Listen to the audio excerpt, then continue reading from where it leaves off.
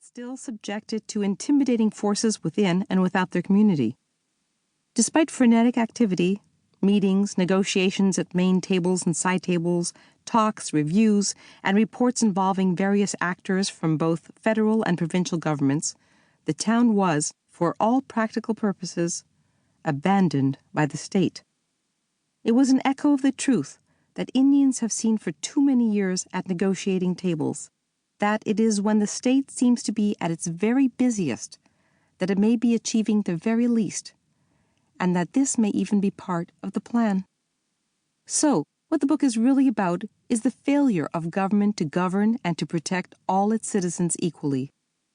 In many instances, documented in the pages to follow, the officers of the Ontario Provincial Police, the force under contract to Haldimand County, stood by while occupiers broke the law, often violently, right under their noses. Arrests, when they were made contemporaneously, as is the normal course, but weeks or months later.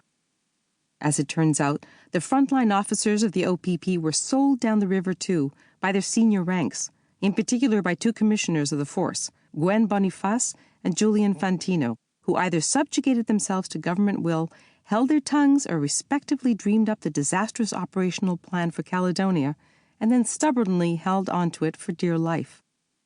I don't claim to be able to prove which way it happened, but there is considerable evidence that both at Queen's Park, the seat of the Ontario government, and at OPP headquarters in Orillia, there was the stink of fear in the air, and that what everyone was afraid of were the native occupiers. This, after all, was not the first time in OPP history that such a thing had happened. 11 years before Caledonia, a native man named Dudley George was shot and killed by the OPP at what was then Ipperwash Provincial Park on the shores of Lake Huron. The provincial Conservative government of the day, led by Premier Mike Harris, was for months, if not years, battered by questions from the opposition Liberals, led since late 1996 by Dalton McGuinty. McGuinty promised a full-blown inquiry into Ipperwash if elected, and made good on his word when, after an unsuccessful try in 1999, he led his party to victory in 2003. By the spring of 2006, with McGuinty in his fourth year as Premier, that expensive inquiry was finally winding to a close in Forest, Ontario, just 200 kilometers west of Caledonia. The shadow thrown by Ipperwash reached the halls of power within the OPP and government and informed every action the state and police took, or, as accurately, every action the state and police didn't take. This is the story of how all these factors came to a boil in Caledonia. Friday, June 9th, 2006. If you're telling us we have to take the law into our own hands, that's happened at various times in history, let us know. Send us the memo. But I think the preferable thing to do is uphold the law and apply it equally to everybody. Pat Woolley, Caledonia resident.